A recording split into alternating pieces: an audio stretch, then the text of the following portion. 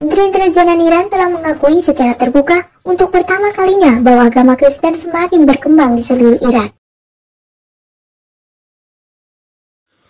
Shalom saudara terkasih dalam Tuhan Yesus Kristus. Salam jumpa bagi saudara seiman sekalian dimanapun saat ini berada di seluruh Indonesia dan di luar Indonesia.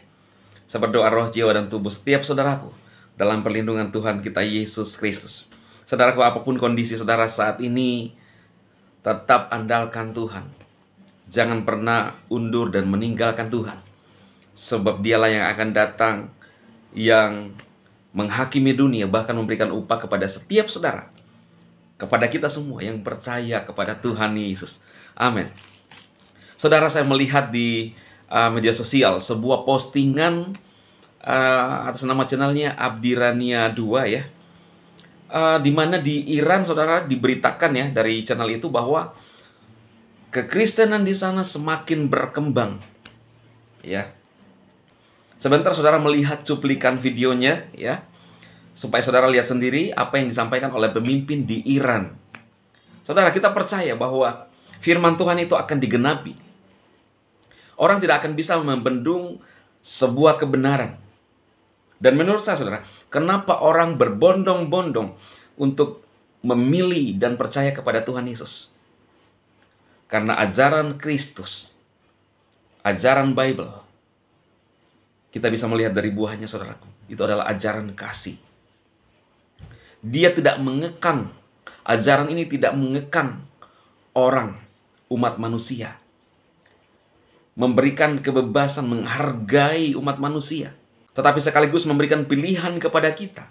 Apakah kita mau memilih seperti yang Yesus ajarkan? Dan saudara, di dalam kekristenan itu tidak ribet menurut saya. Itu sebabnya saya beranggapan bahwa orang lebih milih-milih itu, saudara. Bahkan kita lihat ada banyak orang yang telah percaya hari-hari ini. Dan saya percaya bahwa Alkitab akan digenapi. Injil kerajaan ini akan diberitakan kepada segala makhluk. Barulah tiba kesudahannya. Tidak ada alasan untuk orang berkata pada saat Yesus menyatakan dirinya, saya nggak tahu lagi. Bahkan dari channel saya, saudara, terus memberitakan kebenaran. Di dalam Injil Yohanes itu jelas sekali, saudaraku, bahwa Yesuslah Tuhan. Yesus sudah ada sejak dunia dijadikan. Bahkan di dalam Injil Yohanes ini dijelaskan bahwa dialah yang menciptakan isi dunia. Di dalam live saya setiap malam saya membahas tentang ketuhanan Yesus, tentang Yesus. Dan meyakinkan saudara saya iman bahwa hanya di dalam dialah ada keselamatan. Saya coba bacakan kepada saudara di dalam Injil Yohanes 1 ya. Ayat 10. Ia telah ada di dalam dunia dan dunia dijadikan olehnya, tetapi dunia tidak mengenalnya. Ia datang kepada milik kepunyaannya, tetapi orang-orang kepunyaannya itu tidak menerimanya. Ayat 12. Tetapi semua orang yang menerimanya diberinya kuasa supaya menjadi anak-anak Elohim. Itu mereka yang percaya dalam namanya. Orang-orang diperanakkan bukan dari DARAH atau dari daging, bukan pula secara jasmani keinginan seorang laki-laki, melainkan dari Elohim. Ketika kita percaya kepada Yesus, status kita dirubah. Kita menjadi anak-anak Elohim. Luar biasa. Ayat 10 dikatakan, dia telah ada di dalam dunia sebelum dunia dijadikan.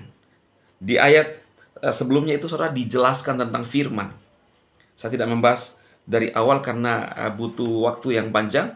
Kalau saudara mau melihat, ya saudara bisa mengikuti live-live yang kita adakan, saudara. Di sana ada pembelajaran firman Tuhan, ya, bisa memerlukan waktu yang lebih lama.